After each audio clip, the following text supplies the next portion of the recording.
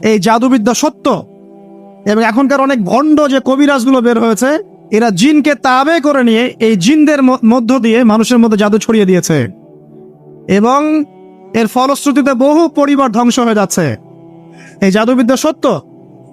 আরো একটা জিনিস সত্য, নবী সাল্লাল্লাহু আলাইহি ওয়াসাল্লাম বলেছেন ইন্না আইনাল হক, চোখের নজর সত্য। নবী করিম সাল্লাল্লাহু আলাইহি ওয়াসাল্লাম বলেছেন চোখের বদনজর সত্য। এই যে আমরা বলি ফেসবুকে এত বেশি ছবি দিয়েন না ভাই, ছবি তুলেন না, ছবি তুলেন না, বারবার যে বলি নিষেধ করি, কারণ কি জানেন? একটাই কারণ, বিকজ চোখ লাগাটা সত্য। মানুষের চোখ লাগে, এই কথা শুনলে অনেক মজুমদাররা হাসবে না? কথা বুঝতে পারেন নাই? কিন্তু এটা সত্য, কারণ নবী করিম সাল্লাল্লাহু আলাইহি ওয়াসাল্লাম যা বলেছেন, সাদাকাল্লাহু ওয়া সাদাকা রাসূলুহুল কারীম। নবী যা বলেছেন, আল্লাহ যা বলেছেন, চিরায়ত সত্য, এর বাইরে কোনো সত্য আছে? আচ্ছা দেখেন, আমি বললাম যে জাদুবিদ্যা সত্য। এই জাদুবিদ্যার চর্চা মানুষ করে, এখনো করে, এবং এই জাদু দিয়ে মানুষের ক্ষতি করার জন্য জিনের প্রয়োজন হয়, দুষ্ট জিন। এই জিনগুলোকে মানুষ তাবে করে মানুষের ক্ষতি করার চেষ্টা করে। দেখবেন এখন গ্রামে গঞ্জে শহরে সব জায়গায় ছড়িয়ে পড়েছে না? দেখবেন, খুব সতর্ক থাকবেন। আমি পরে সলিউশন বলছি আপনাদেরকে। আরেকটা বলেছি, নবী সাল্লাল্লাহু আলাইহি ওয়াসাল্লাম বলেছেন চোখের বদনজর এমন সত্য যে একটা উটকে এই রান্নার ডেকচির মধ্যে ঢুকাই ফেলতে পারে। মানে একটা উট খুব সুন্দর, ভালো, আপনি দেখছেন, মাশাআল্লাহ বলেন নাই, নজর লেগেছে, উটটা মারা গেছে, দেন তারপর তাকে জবাই করে খেয়ে ফেলতে হয়েছে। একজন সাহাবী গোসল করছিলেন, গোসল, এটা হাদিস সহিহ।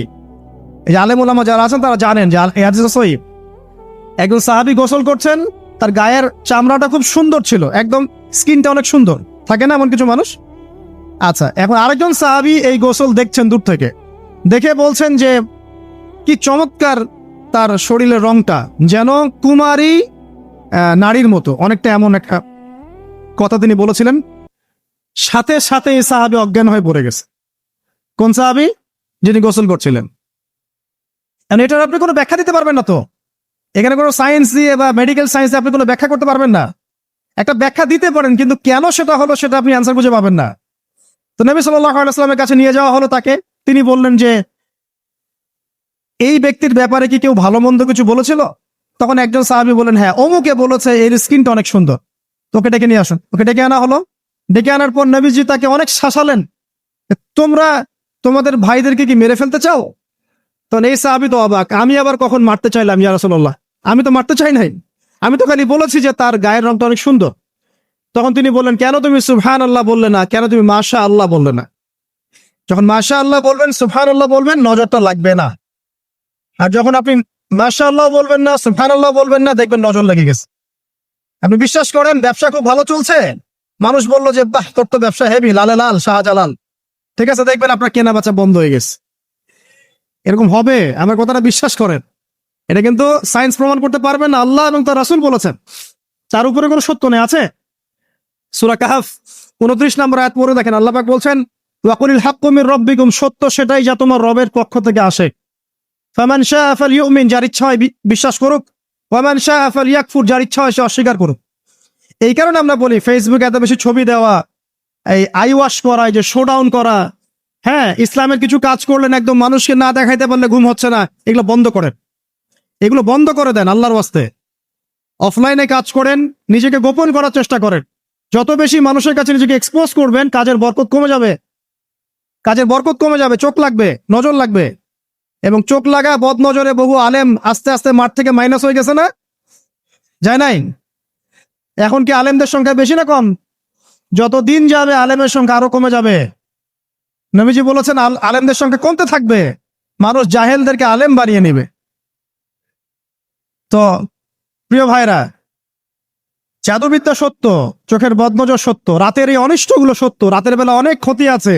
এই জন্য নবীজি বলছেন বাচ্চাদেরকে বাইরে বের করো না, এবং তোমরাও রাত যখন গভীর হবে তখন এদিক ওদিক ঘোরাফেরা করো না। দেখবেন রাত যত গভীর হয় আমাদের শহরগুলো তত জীবিত হয়, তাই না? তাই না?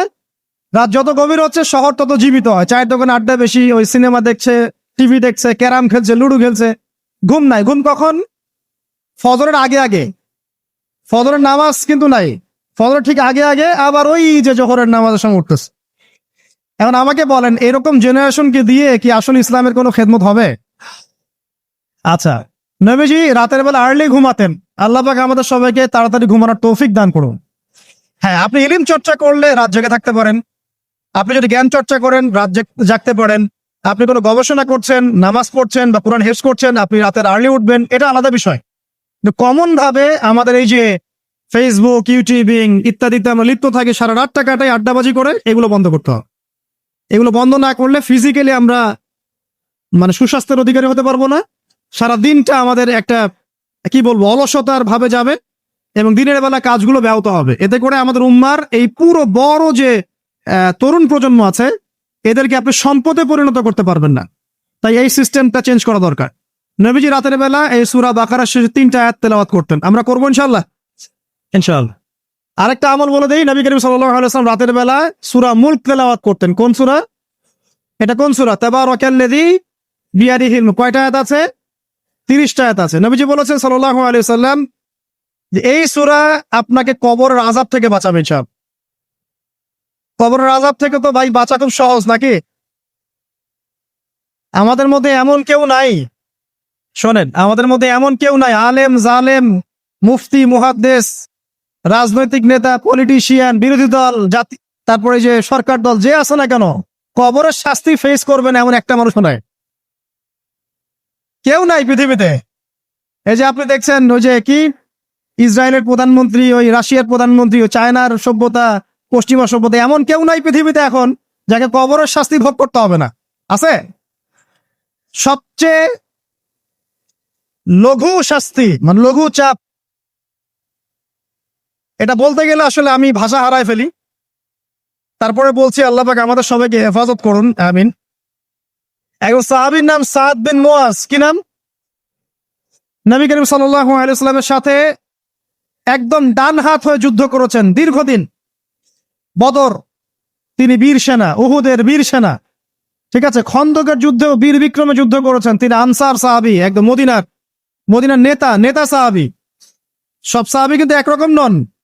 কেউ ছিলেন নেতৃস্থানীয় সাহাবী, তিনি ছিলেন একজন নেতৃস্থানীয় সাহাবী, ঠিক আছে, সাদ বিন মুয়াজ। নবী করিম সাল্লাল্লাহু আলাইহি ওয়াসাল্লাম এত ভালোবাসতেন তাকে, এত ভালোবাসতেন যে তাকে নিজের মনে করতেন যে সাদ বিন মুয়াজ আনসাররা আমার নিজের।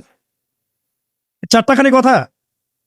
এই সাহাবীর খন্দকের যুদ্ধে এই যে হাতের এই দিকে সম্ভবত হাতের এই রগের মধ্যে একটা তীর এসে লাগে এখানে, এবং তীরটা তিনি বের করতে গিয়ে রক্তটা ছিঁড়ে যায়। এরপর ফিনকি দিয়ে রক্ত বের হওয়া শুরু হয়।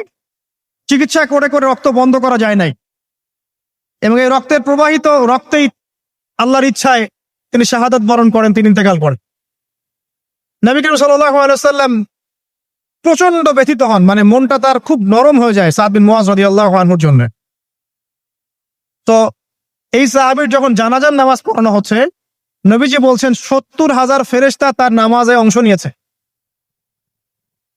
আর এই সাহাবীকে যখন কবরে শোয়ানো হয়েছে, নবী করিম সাল্লাল্লাহু আলাইহি ওয়াসাল্লাম পরে জানিয়েছেন কবরের যে মৃদু চাপ, সাদ বিন মুয়াজ রাদিয়াল্লাহু আনহুর কবরেও সেই মৃদু চাপ দেয়া হয়েছে। আমি কি বুঝাতে পারলাম ভাই? আমাদের কোনো দাম আছে এখন? এখনকার পলিটিশিয়ানদের কোনো দাম আছে? এখনকার সমাজ নেতার কোনো দাম আছে? এখনকার সুদখোরদের কোনো দাম আছে? এই ঘুষখোর দুর্নীতিবাজদের কোনো দাম আছে? আমরা যারা কাঠমোল্লা হয়ে আছি আমাদের কোনো দাম আছে? সাদ বিন মুয়াজ রাদিয়াল্লাহু আনহু যদি কবরের শাস্তি তাকে না ছাড়ে, প্রশ্নোত্তর পর্ব তাকে না ছাড়ে, আমরা পার পাবো? নবী করিম সাল্লাল্লাহু আলাইহি ওয়াসাল্লাম বলছেন সূরা মুলক তেলাওয়াত করো রাতের বেলা, ইনশাআল্লাহ সূরা মুলকের তেলাওয়াত কবরের আযাব থেকে তোমাকে বাঁচান।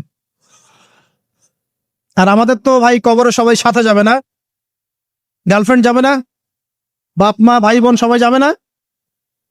একজন ব্যক্তি সুদ খাচ্ছে, জিজ্ঞাসা করে দেখেন কেন খায়, বলবে তার সন্তানের জন্য খায়, তার বউয়ের জন্য খায়, তার মা বাবাকে দেখতে হবে তাই খায়, তাই না? একজন ব্যক্তি ঘুষ খায়, বলবে আমার পরিবারের জন্য খাই। একজন দুর্নীতি করছে, পুকুর চুরি করছে, বলবে দুর্নীতি করছে আমার পরিবারের জন্য খাই, পরিবার ভালো থাকবে। সবার একই এক্সকিউজ যে পরিবার যেন ভালো থাকে, আমার সন্তানরা যেন ভালো থাকে, আগামী প্রজন্মের জন্য কিছু রেখে যেতে পারি, তাই না? এরকম একটা মানুষও কি আপনার সাথে কবরে যাবে? আরে এই বোকা মানুষ কেন বোঝে না যে আপনার কবরে আপনাকেই যেতে হবে? তাহলে আপনি কি কারণে অন্যের কারণে নিজের পরকাল নষ্ট করছেন? অন্যের সুখের জন্য আপনি আপনার পরকাল নষ্ট করছেন। সুদ খাচ্ছেন, দিব্যি মায়ের সাথে জেনা করছেন। আপনাদের এলাকায় নাকি সুদের সমস্যা অনেক বেশি। কয়েকটা হাদিস বলে দেই, আমি ওদেরকে আক্রমণ করতে আসি নাই, আমি শুধু তাদেরকে 3টা হাদিস শোনাতে এসেছি। 1 নম্বর হাদিস শোনেন। আল্লাহর নবী মুহাম্মদ সাল্লাল্লাহু আলাইহি ওয়াসাল্লাম বলেছেন, সুদের পাপের 73টা শাখা আছে। কয়টা? কোন হাদিসে 70টাও আছে, কোন হাদিসে 73টা আছে।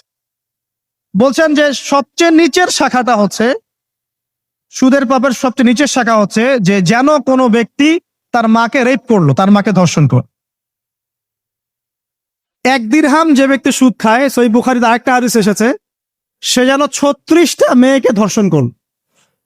আর আমি একটা কথা বানায় বলছি না, যদি বিশ্বাস না হয় কওমি মাদ্রাসা আছে, আলেম ওলামা আছে, গিয়ে বুখারী খুলতে বলেন, পড়তে বলেন, খালি একবার পড়তে বলেন, দেখেন যদি না থাকে তাহলে আমাকে এর সাথে থাপ্পড় দিয়ে দেয়। যদি না থাকে হাদিস এটা, তাহলে আমার গালে একটা থাপ্পড় দিয়ে যায়। আর যদি থাকে তাহলে আল্লাহর রাস্তায় সুদ খাওয়া ছেড়ে দেন। কোনটা করবেন? চ্যালেঞ্জ করবেন? নবীজি বলেছেন, 1টা দিরহাম যে ব্যক্তি সুদ খায়, দিরহাম মানে কি? রৌপ্য মুদ্রা।